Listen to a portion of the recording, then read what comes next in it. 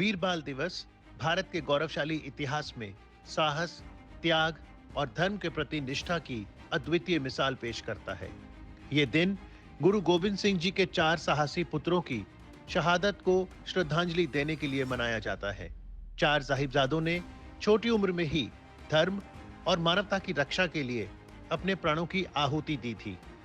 वीर बाल दिवस न केवल हमारे इतिहास की अमूल्य धरोहर है, बल्कि ये हमें अपनी संस्कृति और कर्तव्यों के प्रति सच्ची निष्ठा का पाठ भी सिखाता है। वीर बाल दिवस हमें याद दिलाएगा कि शौर्य की पराकाष्ठा के समय कम आयु मायने नहीं रखती। वीर बाल दिवस हमें याद दिलाएगा कि 10 गुरुओं का योगदान क्या है, देश के स्वाभिमान के लिए सिख परंपरा का बलिदान क्या है। वीर बाल दिवस हमें बताएगा कि भारत क्या है, भारत की पहचान क्या है। हर साल वीर बाल दिवस का यह पुण्य अवसर हमें अपने अतीत को पहचानने और आने वाले भविष्य का निर्माण करने की प्रेरणा देगा।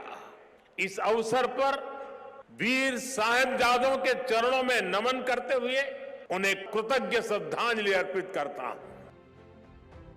26 दिसंबर का दिन भारत में वीर बाल दिवस के रूप में मनाया जाता है। ये दिन श्री गुरु गोविंद सिंह जी के 4 साहसी पुत्रों को नमन करने का दिन है, उनके बलिदान को याद करने का दिन है। हम सभी अपने जीवन में कैसे साहसी बन सकते हैं, इस विषय पर बातचीत के लिए डीडी मॉर्निंग शो में आज हमारे साथ हैं air commodore doctor Ashwinder Singh पहल। नमस्कार। जय हिंद और नमस्कार अमित, और आप भी भावना जी, और सभी लाखों दर्शक जो आज देख रहे हैं उन सभी को इस प्रेरणा स्रोत दिन में नमस्कार और जय हिंद। जी जय हिंद। आप भारतीय वायुसेना में फाइटर पायलट रहे हैं अश्विंदर जी। सबसे पहले मैं आपसे अनुरोध करूंगा कि इतिहास में हमें ले जाइए और बताइए कि जो शौर्य गाथा है गुरु गोविंद सिंह जी के 4 साहसी पुत्रों की, 4 साहिबजादों की, क्या कहानी है?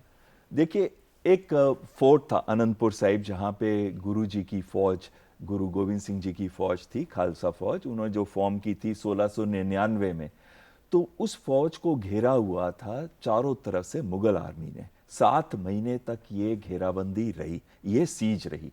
तब उनको एक मौका दिया गया ये बोलकर, और यहाँ पे धोखा हुआ।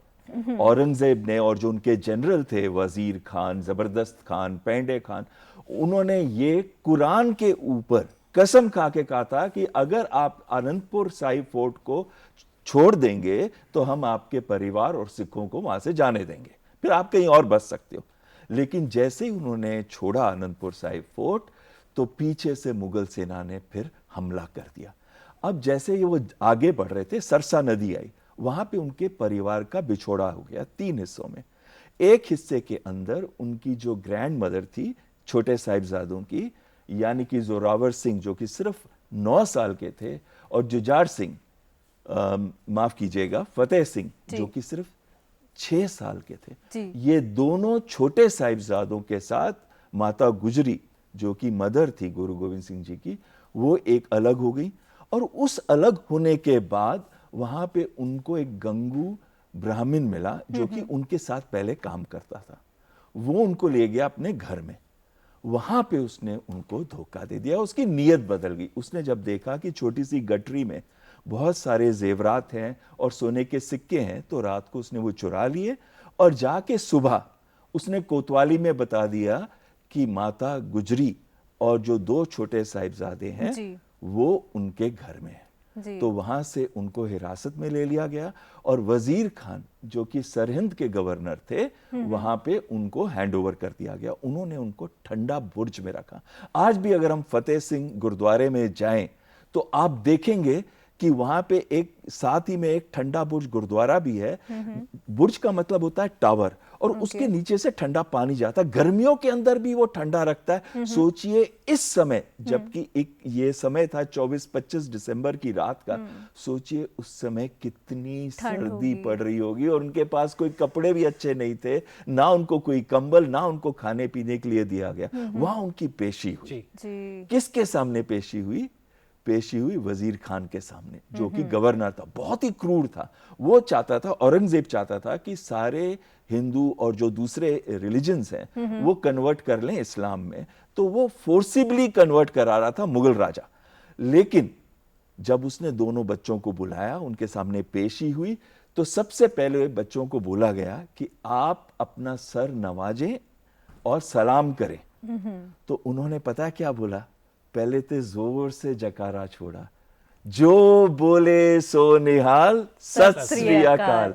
और फिर उन्होंने कहा हम सिर्फ दो लोगों के सामने सिर झुकाते हैं, एक अकाल पुरुष यानी कि भगवान जी, और दूसरे अपने पिताजी जी। किसी और के सामने यहाँ पे अगर देखा जाए, मतलब दो छोटे साहिबजादे, 6 साल और 9 साल की उम्र क्या होती है, और इस उम्र में जब कोई इतना साहस, इतना शौर्य दिखाए, तो क्या इसकी कंडीशनिंग वो बचपन से है या ये जेनेटिकली हमारे अंदर आ जाता है? देखिए, कोई भी चीज मैं नहीं मानता कि जेनेटिक है। ये कंडीशनिंग एनवायरनमेंट से होती है। जिस तरीके से उनकी ट्रेनिंग या शिक्षा दी गई हो, और जिस तरीके से गुरु गोविंद सिंह जी ने उनको नवाजा हो, ये उस वजह से वो अंदर एक मेंटल फीलिंग आ जाती है कि मैं सिख हूं, मुझे अपने धर्म को और इस धर्म को जो कि हिंदुस्तान के अंदर है, इसको प्रोटेक्ट करना है। तो ये जो चीज अंदर आ जाती है, तब आप ये नहीं सोचते कि आप छोटे हो। उम्र, जैसे कि हमारे प्रधानमंत्री कह रहे थे, उम्र का कोई मायना नहीं रह जाता।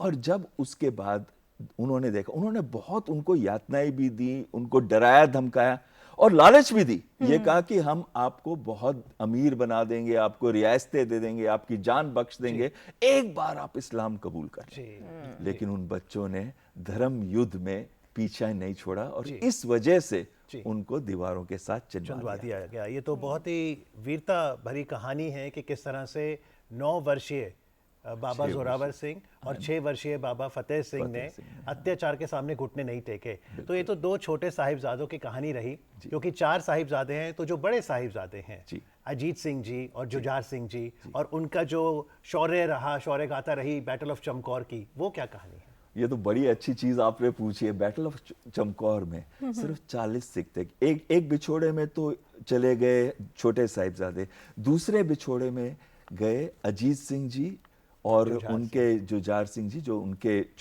दूसरे भाई थे, छोटे भाई थे। एक की उम्र 17 साल और एक की उम्र सिर्फ 13 साल, और ये दोनों गुरु गोविंद सिंह जी के साथ थे।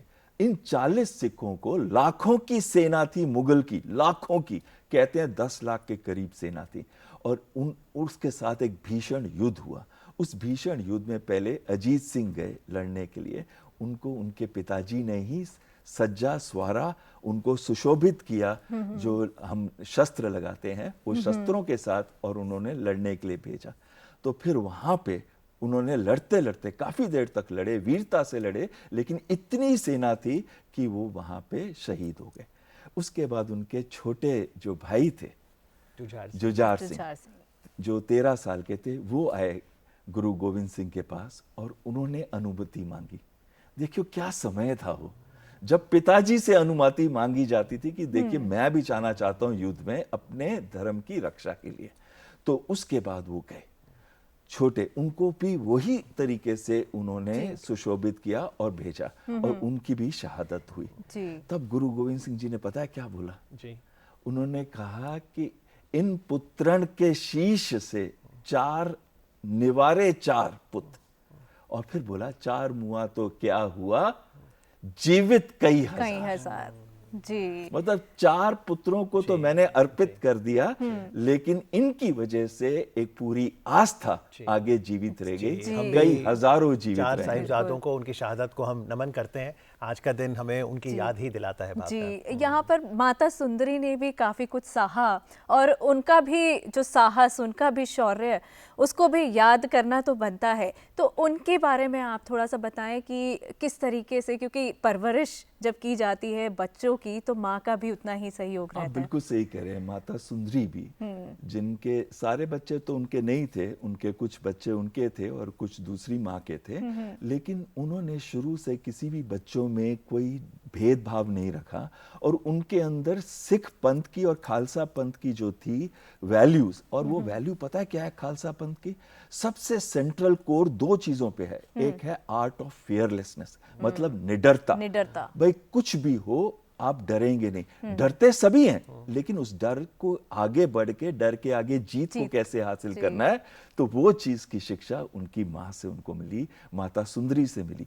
दूसरी, धर्म के बारे में बताना उनको और कैसे धर्म युद्ध को जारी रखना है, इस पूरी की पूरी शिक्षा उनको माता सुंदरी तो से मिली। अगर जैसे हम कहते हैं कि अतीत जो है वो हमें गुजरे ज़माने से जोड़ता है ताकि हम उज्जवल भविष्य का निर्माण कर सकें, तो अगर हम वर्तमान में आए, जैसा आपने कहा अश्विंदर जी, डर सबको लगता है, तो हम अपने जीवन में साहस का भाव कैसे लाएं? और ये भी बताइए, आप साहस, करेज को डिफाइन कैसे करेंगे?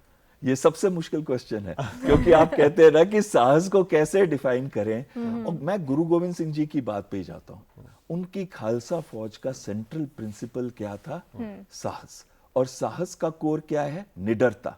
लेकिन यहाँ पे मैं कहूंगा कि गुरु गोविंद सिंह जी ने एक बहुत ही अच्छी बात कही थी कि निडरता के साथ साथ जो एक हम धर्म के साथ जुड़ने की मॉरल अंडरस्टैंडिंग है और एक जो मेंटल रेजिलियंस है जी, वो बहुत इंपॉर्टेंट है।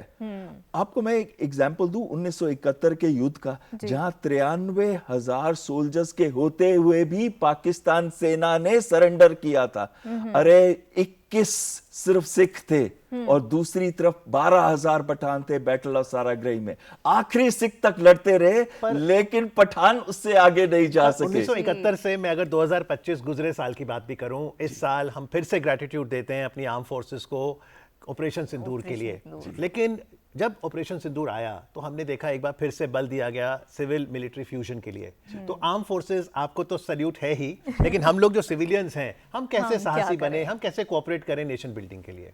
देखिए, बहुत ही अच्छा प्रश्न है अमित जी। इसमें एक चीज बहुत महत्वपूर्ण है कि सोल्जर तब फाइट करता है, उसको वो मॉरली वो बैटल तब राइट लगता है अगर उसके पीछे उसके लोग खड़े हैं। उसको पता है कि मैं देश की रक्षा कर रहा हूं, अपने लोगों के लिए लड़ रहा हूं और ये लोग जो हैं मेरी शक्ति हैं। और दूसरी बात आती है कि जैसे पहलगांव का हमला हुआ था, तो क्या आपको लगता है वहां पे कई ओवरग्राउंड वर्कर्स नहीं होंगे? क्या आपको लगता है कोई भी आतंकी आके कोई ऐसा हमला कर सकता है विदाउट लोकल सपोर्ट? नहीं कर सकता।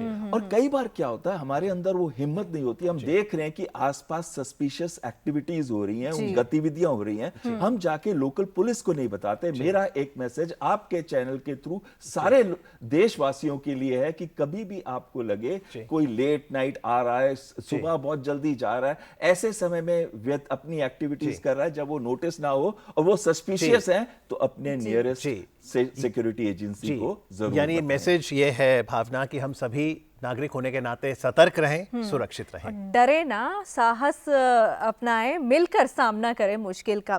तो बच्चों को हम किस तरीके से ये चीज़ सिखाएं कि उनको डटे रहना है और कैसे उनको कहते हैं ना कि वो अलर्टनेस, स्ट्रीट स्मार्टनेस, वो कैसे सिखा सकते हैं? क्योंकि मिलिट्री में तो वो मेंटल रेजिलियंस और ये सारी चीज़ें सिखाई जाती हैं। देखिए, अगर हम स्कूल में भी लेके जाएं और एक हम वैल्यू सर्कल बनाएं, उस वैल्यू सर्कल में हर एक से पूछें कि करेज का क्या मतलब है, साहस का आपके लिए क्या मीनिंग है, परिभाषा है। अगर हम ये हर एक से पूछे अलग अलग, और फिर ये पूछे कि आप अपने जिंदगी में उसको कैसे सम्मिलित कर रहे हैं, कोई एग्जाम्पल दें, और फिर ये बताएं और ये पूछें उनसे कि how will you fight your fears, आप अपने फियर से कैसे लड़ेंगे, अपने डरने से कैसे सामना करेंगे ताकि डर के आगे जीत की और तरफ अश्विंदर बढ़ें। जी, हर साल भारत में ऐसी बहुत सी कहानियां होती हैं जहां पर वीर बालक बालिकाएं अपने साहस का परिचय देते हैं, और आज ऐसे ही कुछ बच्चों को माननीय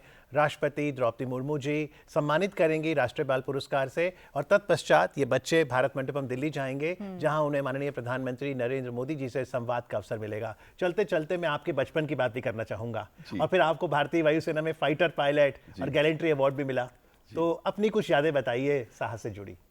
देखिए, मैं एक आपको अभी उस समय की बात बताता हूँ जब मैं नेशनल डिफेंस एकेडमी में नहीं गया था और स्कूल में 8वीं 9वीं क्लास में था। हमारे बस के अंदर ना एक बच्चा चढ़ता था, सभी को तंग करता था, पीछे से मार देगा, किसी को छेड़ देगा, सभी के साथ होता है ना। जी। एक दिन मुझे लगा कि बहुत हो गया। मैंने उसको कहा कि देख, आगे से किसी को तंग नहीं करना। तो वो कहता मैं तुझे देख लूंगा। मैं कहा ठीक है। पटेल नगर का, मैं पटेल नगर में रहता, उसका एक छोटा सा पार्क था, मैंने कहा वहां आ जाना शाम को।